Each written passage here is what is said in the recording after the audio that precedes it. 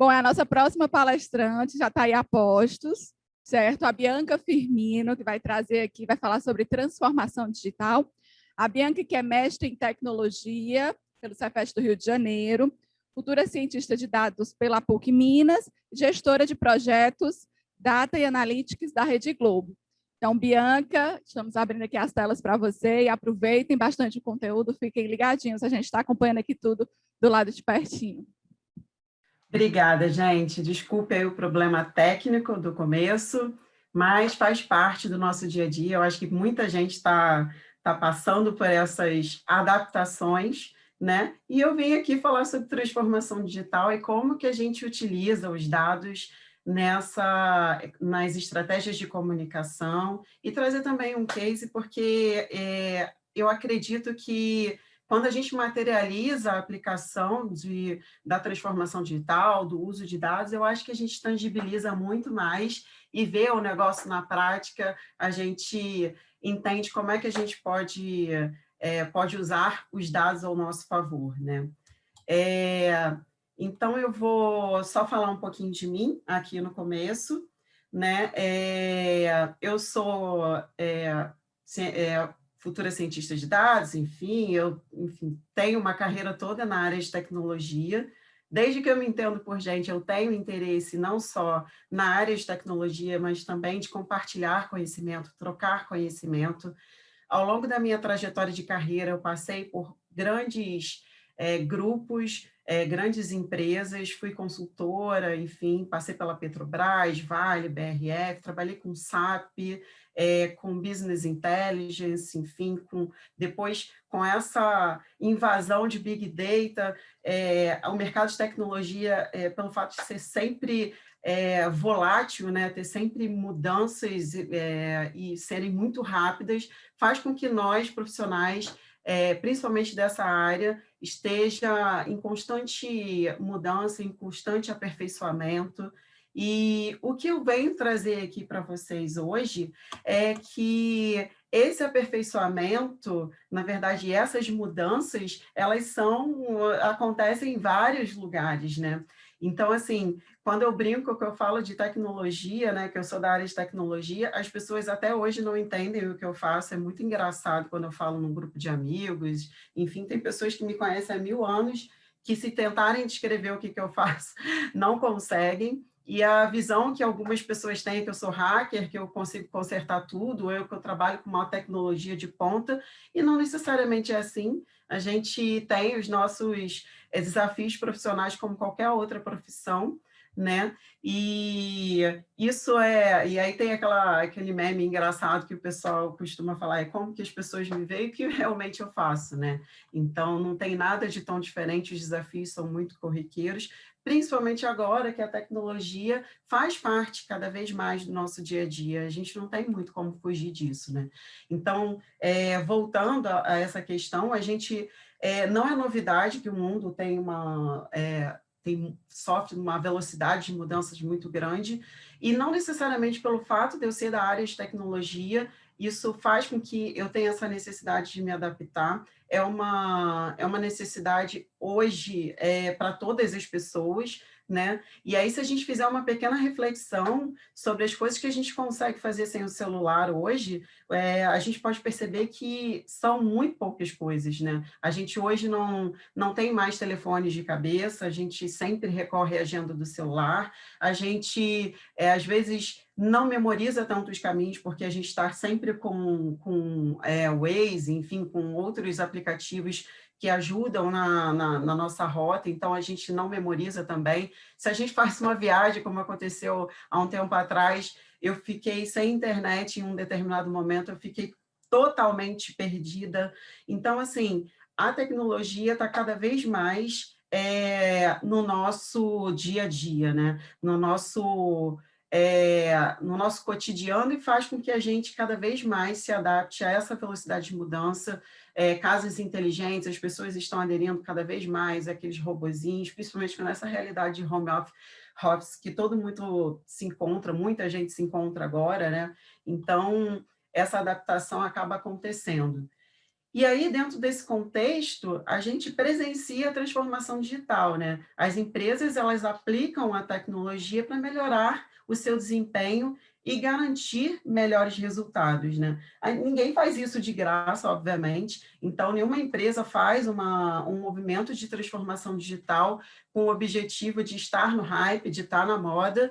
Esse objetivo, obviamente, é garantir resultados, é trazer competitividade, é estar à frente de outros players, enfim. E essa transformação digital, o fato das pessoas terem mais acesso a dados, terem mais acesso à tecnologia, isso faz com que a gente tenha mais informações sobre esses consumidores, sobre todas as pessoas, e a gente direcione mais as estratégias de marketing, estratégias de comunicação, e é o que a gente vai ver mais ali à frente.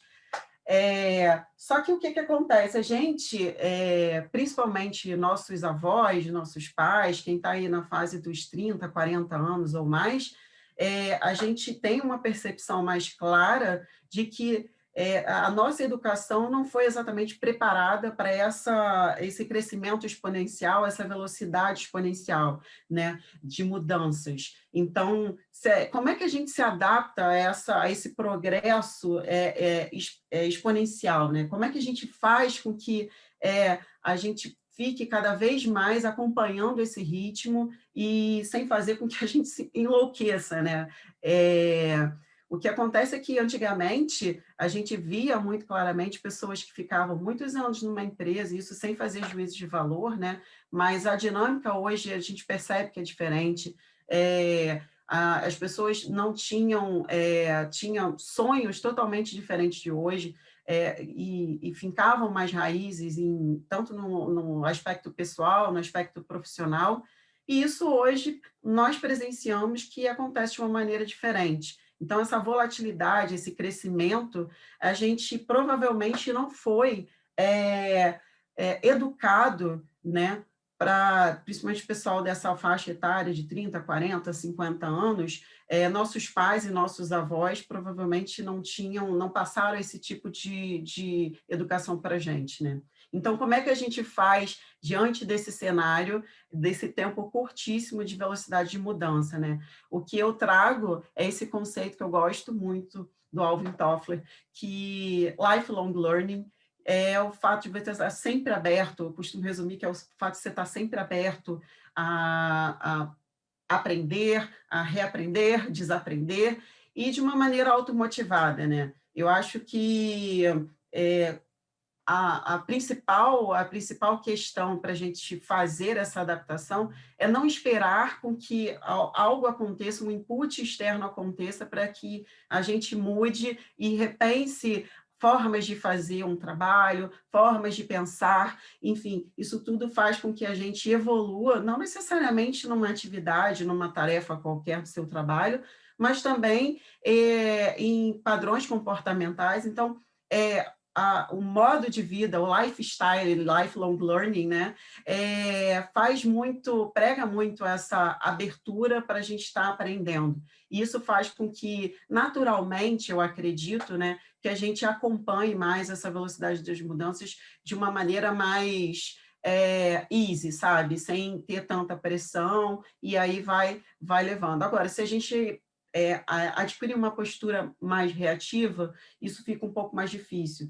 Eu, ao longo da minha trajetória profissional, eu trabalhei com implantação de sistemas, e isso fez com que eu presenciasse realidades assim de pessoas muito apegadas a determinados métodos de desenvolver o seu trabalho, e isso gerar um tipo de medo, né? Quando chegava uma consultoria, que era o meu caso, implantar um novo sistema, um sistema que integrava todos os processos da empresa. Enfim, as pessoas normalmente têm medo se mostravam com medo de perder aquele trabalho, aquela forma de trabalhar e ter que se adaptar. E quando, na verdade, eu percebia nitidamente que as pessoas, quando estavam mais abertas a ver o que eu estava trazendo de novo, o que a consultoria estava trazendo de novo, qual era a pegada da empresa, qual era a pegada do próprio movimento empresarial, no sentido mais amplo da palavra, essas pessoas contribuíam muito mais e tinham muito mais aproveitamento, né, do que estava sendo implantado, enfim. Então, o que acontece é que quando você tem essa abertura e tem essa facilidade, essas mudanças todas, a gente tem um cenário totalmente diferente hoje, que a tecnologia percebemos que a tecnologia está cada vez mais acessível, e o fato dela estar mais acessível, a gente tem mais dados trafegando por aí, e quando a gente tem mais dados trafegando, a gente pode ter um conhecimento maior do consumidor, né? E isso, na mão de pessoas certas, isso faz com que a gente tenha uma vantagem competitiva absurda, né?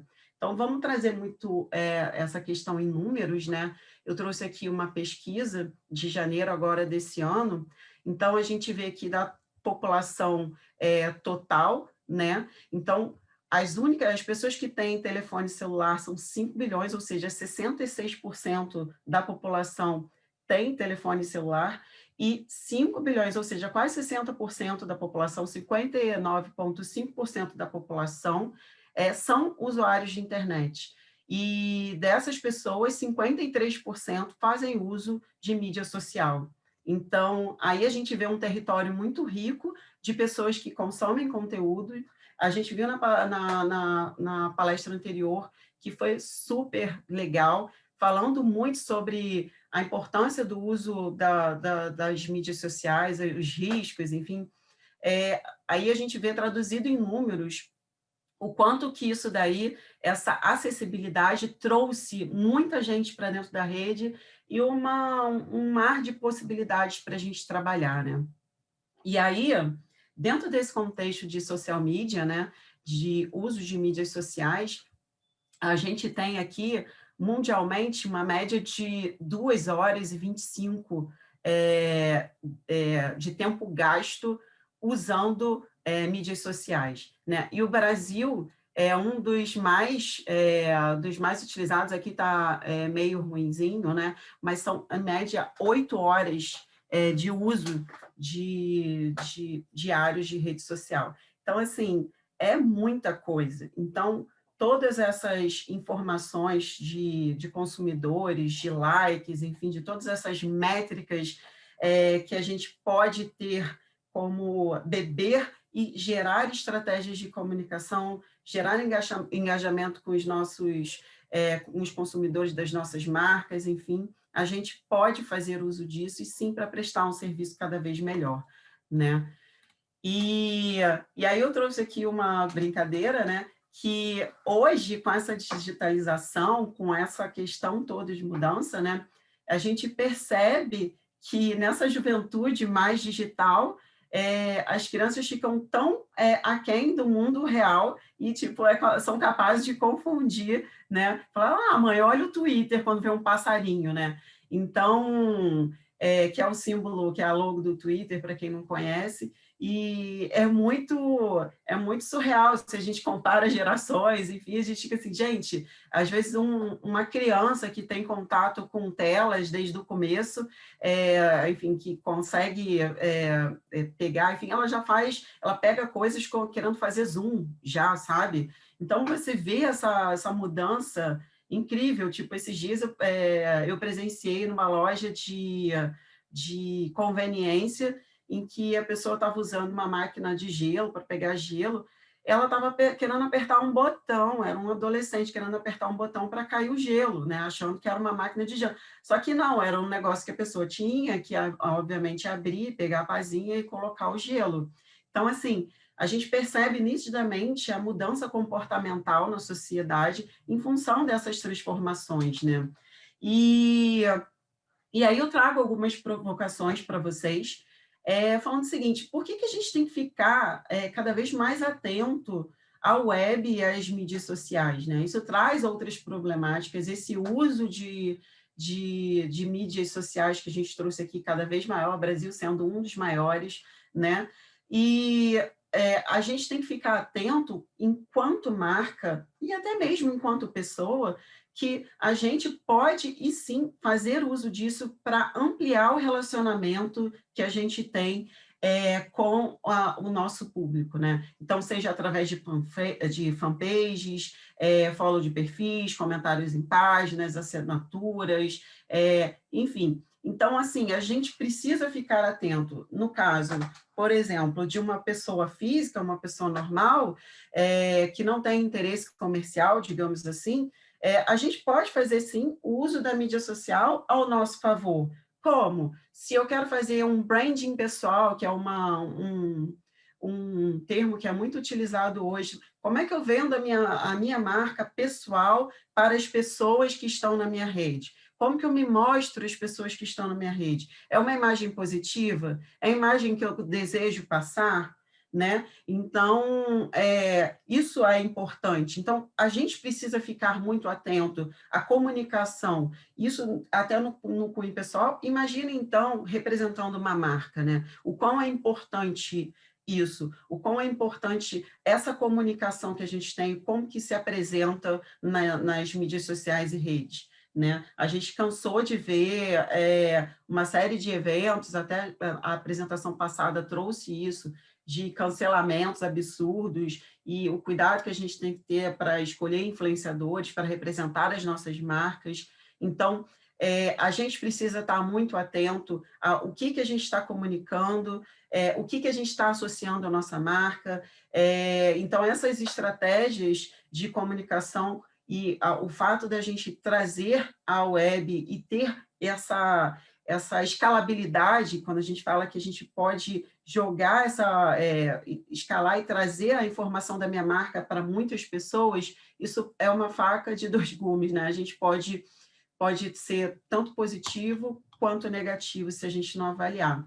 E aí eu trouxe aqui um exemplo, que é do Bradesco, que a gente está falando aqui sobre marketing orgânico, que é muito interessante porque um usuário, ele, enfim, provavelmente cliente do Bradesco, ele fez uma postagem falando sobre, em forma de poema, né, que ele queria um outro cartão de crédito. E aí, obviamente, o perfil oficial do Bradesco, que estava conectado àquele canal, né, do Facebook, ele respondeu em forma de poema também essa interação que o cliente fez. Isso viralizou e acabou sendo um marketing orgânico, ou seja, uma visão positiva da marca Bradesco ficou associada, porque tem um atendimento, um canal. Quem segue o Netflix Brasil, eu não sei aqui quem é que segue o Netflix Brasil, é muito engraçado o perfil do Netflix Brasil, porque tem uma pegada humanizada, uma pegada de zoeira, principalmente no perfil do Twitter. Tem muito dessa pegada de pegar a linguagem de comunicação. Netflix tem as melhores respostas, é verdade. Então, assim, de pegar a linguagem que está rolando ali, e isso muitas vezes viraliza e acaba sendo um marketing orgânico. Então, você não precisa pagar necessariamente para que aquela sua marca seja falada, né? Então, você ter como estratégia seus canais de comunicação, seus canais institucionais, tendo uma proximidade com o cliente, faz muito sentido, né? Pode trazer benefícios, né? Vou trazer até um case mais lá na frente, até adiantando, que a Globo, né?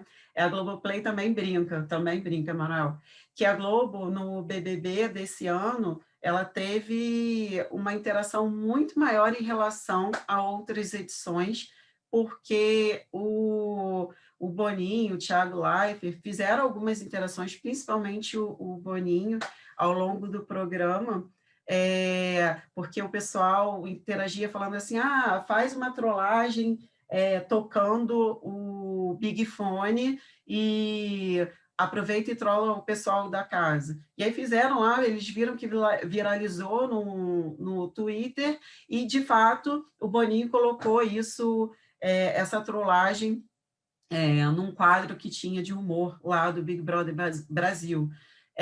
O fato do retorno da Carla Dias, depois que depois que ela foi para o quarto lá, teve um paredão falso e voltou como Dami. Enfim, são todas sugestões foram interações com o público no Twitter institucional ou através do Twitter mencionando a arroba do BBB, né, do programa, do BBB 21, e fizeram com que isso fosse uma ação dentro do programa que fez com que isso fosse ainda mais falado, fez com que isso ainda fosse mais disseminado pela rede, né? Mas, da mesma forma que isso pode ser bom, né, isso pode ser negativo, como eu falei ainda há pouco, né? Então, o fato, a gente presenciou até recentemente, foi essa semana, que muito por conta desse cenário político que a gente tem hoje, o fato de não se posicionar também pode ser uma posição, né? Então, a gente teve aí um caso super polêmico, eu não sei se quem acompanha as redes, eu sou muito ativa no Twitter, que eu acho que é uma das redes mais quentes. Existe até uma pesquisa que, dentro das redes, existem tempos de duração das suas postagens, o quanto que ela pode ficar quente, né? E o Twitter tem uma volatilidade, assim, de 18 minutos, por exemplo, porque é muito dinâmico, né? E essa questão do não participar de conversas pode significar que é endossado o que é dito, né? Então, muito estava se questionando, por conta do momento político, alguns atores, enfim, algumas celebridades não se posicionarem, e isso estava gerando uma série de comentários, e essa semana a Juliana Paz se posicionou, fez um vídeo lá falando sobre a posição política dela, o que ela concordava e discordava, e isso, nossa, causou um monte de coisa, o pessoal falando que quem estava comentando também era de acordo com ela, enfim. Então, assim, é uma coisa que precisa de ter muito cuidado, principalmente quando a gente fala de associação de marca a uma questão positiva, a uma questão muito sensível, né? Então, como a gente estava falando anteriormente, de gordofobia, enfim, de pautas que estão muito em voga no momento, de questões raciais, de xenofobia, enfim. Então, tem que ter muito cuidado, principalmente quando uma marca escolhe influenciadores para estar fazendo essa representação, são coisas muito importantes e tem que ser avaliados com muito cuidado, né? Então, assim, a gente pode utilizar essas mídias sociais para lançamento e divulgação de produtos, análise de comportamento dos consumidores. Eu vou até mostrar aqui para vocês alguns cases sobre isso, monitoramento da marca para gestão estratégica, enfim, a gente pode utilizar estes dados, né, ao nosso favor, como eu estou falando. Então, o fato da tecnologia estar cada vez mais acessível, o fato das pessoas utilizarem cada vez mais as mídias sociais, o fato do Brasil ser um dos grandes utilizadores de mídias sociais, gastarem tanto tempo nessas mídias, isso pode fazer com que seja uma vantagem competitiva para a gente. Então, como é que a gente pode usar isso? A gente pode divulgar, lançar produto, contratar influenciador, analisar o comportamento dos consumidores, ver essas tendências e oportunidades, enfim, tem uma série de ações que a gente pode fazer, né? Então, essa parte de relacionamento do cliente, enfim, são infinitas possibilidades, mas que também a gente tem que tomar cuidado. Eu trouxe aqui um case da LG, que todo mundo sabe que a plataforma é Android, e nesse case da LG especificamente eu trouxe porque foi falar, era uma postagem falando sobre um celular dobrável, enfim, falando sobre o quanto que ele é bom, enfim. Porém, por um descuido, a pessoa que fez a postagem, que estava falando do Android, enfim, desse sistema operacional desse celular, fez a postagem pelo iPhone. E aí, principalmente no Twitter, qualquer deslize vira uma trollagem, e isso não pegou muito bem, né? Então, assim, é preciso ter atenção, porque uma vez na web, o print está feito, e aí nada passa desapercebido, verdade. E aí, tipo, uma vez que foi dito, o print está feito, até você explicar que focinho de porco na tomada já era, toda uma estratégia que foi montada vai por água abaixo por conta desses pequenos detalhes, digamos assim, né? Então, é importante ter um planejamento e refletir, né? Qual a maneira mais adequada de entrar nas redes? Precisa ter uma preparação? Quais são os objetivos de uma determinada campanha? É preciso, sim, alocar pessoas e recursos para fazer a gestão das redes. Não é uma coisa que pode ser feita com amadorismo. A gente vê cada vez mais os impactos nas marcas dessas ações que acabam passando desapercebido, impactos negativos.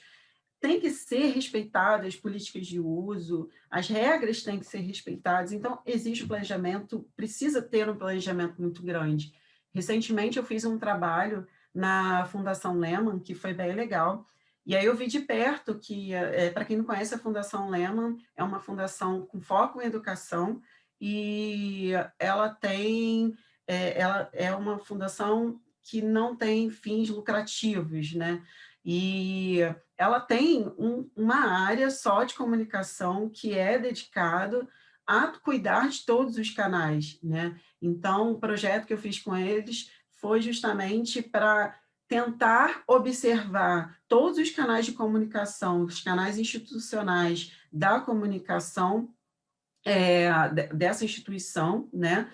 Para ver o que está sendo dito, o que não está, como é que isso está sendo repercutido e como é que estava a percepção da marca da fundação no mercado, como é que estava a penetração que a gente fala, será que as pessoas no nível Brasil conhecem a marca, será que isso está muito polarizado no eixo Rio-São Paulo, enfim, e essa percepção fez com que eles estabelecessem planos para que as próximas ações de comunicação fossem embasadas de acordo com essas análises, e aí é que a gente fala que utiliza os dados cada vez mais para direcionar as nossas estratégias, né? Então, esse case também da Fundação foi muito legal nesse aspecto, porque percebeu-se que a Fundação era muito conhecida no eixo Rio-São Paulo, e nas demais regiões não, né? Então, como que seria as estratégias de comunicação da fundação para ter uma penetração em outros estados, em outras regiões, e por que isso não estava acontecendo, né? Então, é bem interessante desse ponto de vista, né? E aí, o que eu vou trazer aqui para vocês é um case interno, que todo mundo conhece, é um case que o pessoal costuma ter bastante curiosidade, mas assim como a gente utilizou esses dados para a Fundação Lehman, enfim, a gente tem para o BBB 21, né?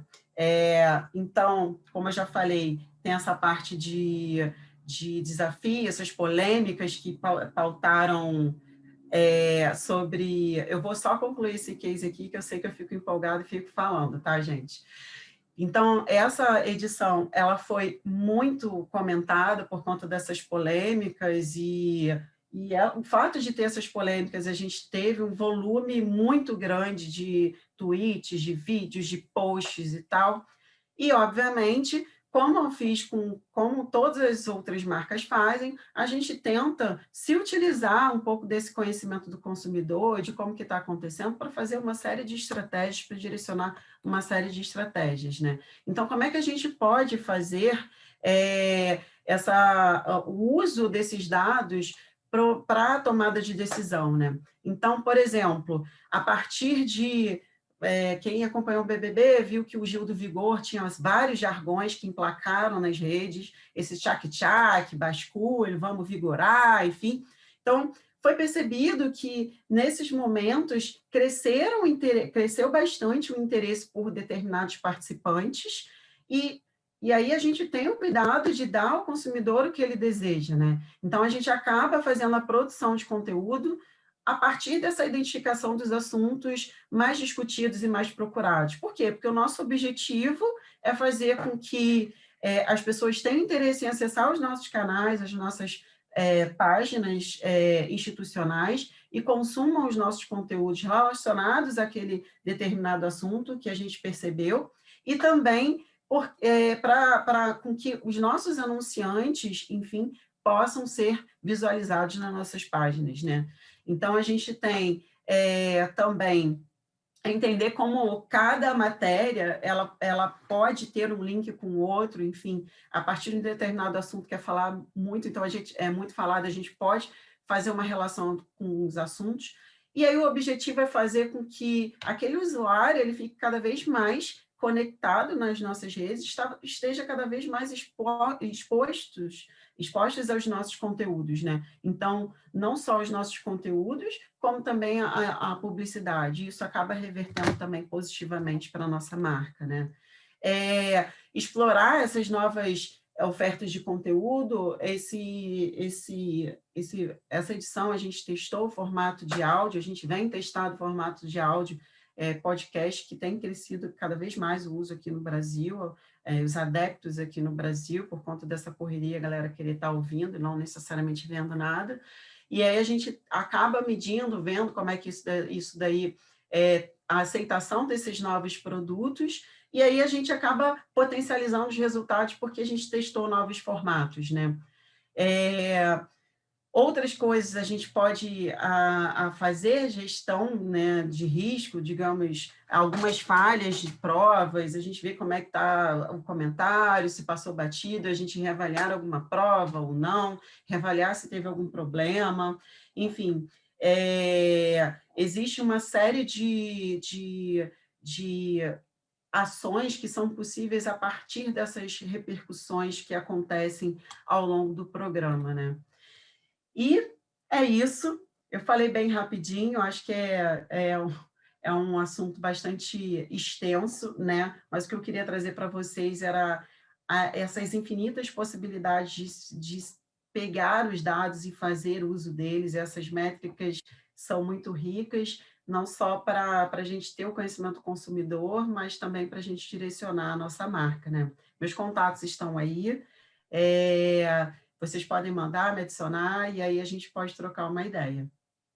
A gente tem infinitas possibilidades, e aí uma grande coisa, uma coisa que acontece com muita frequência, é que as pessoas acabam por se perder por ter tantas possibilidades, e uma das primeiras iniciativas que as empresas fazem é contratar um cientista de dados, achando que essa pessoa vai resolver os problemas, e isso acaba sendo uma ação que fica frustrada, né? No final, causa uma frustração.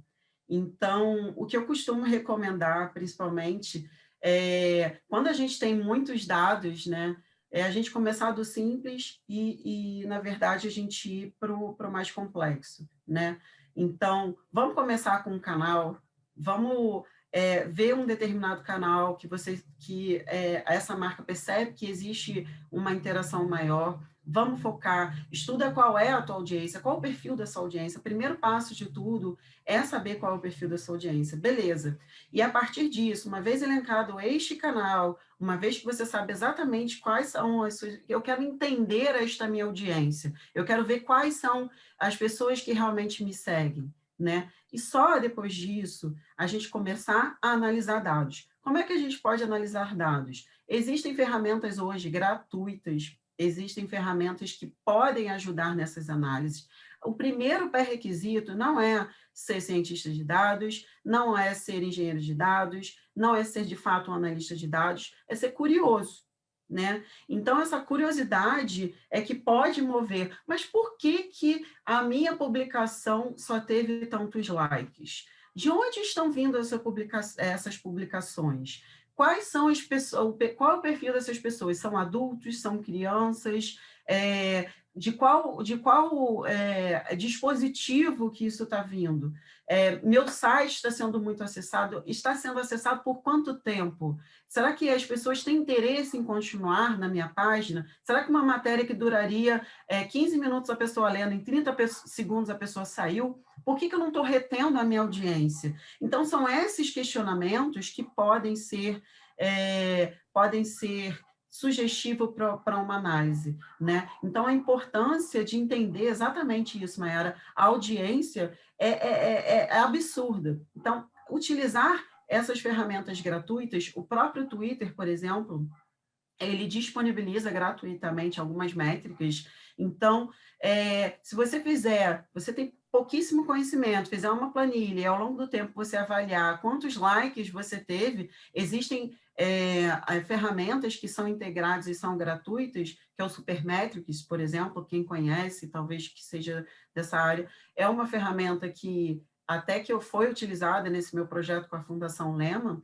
Essa ferramenta ela pode ser muito utilizada para fazer conexão com essas contas institucionais e a gente vê algumas métricas. Mas partam do simples, vamos conhecer um canal específico, vamos ver como é que é o comportamento dessa minha audiência, vamos fazer testes. Vocês viram que eu acabei de falar sobre o Big Brother Brasil, um teste que nós fizemos, que é um podcast, né? Então, assim, vamos ver qual é a recepção, qual é a receptividade desse novo formato de conteúdo. Faz sentido, não faz? A minha audiência gostou, não gostou? Então, é isso. Eu acho que é do simples, começar no simples, não começar com estratégia, pensar em modelos, pensar em previsão, em nada. Uma planilha te resolve, uma fórmula no Excel te resolve, uma análise... uma ferramenta de análise do Excel resolve e muito, não precisa ser cientista de dados. Eu acho que essa questão da curiosidade e o entendimento da audiência é essencial.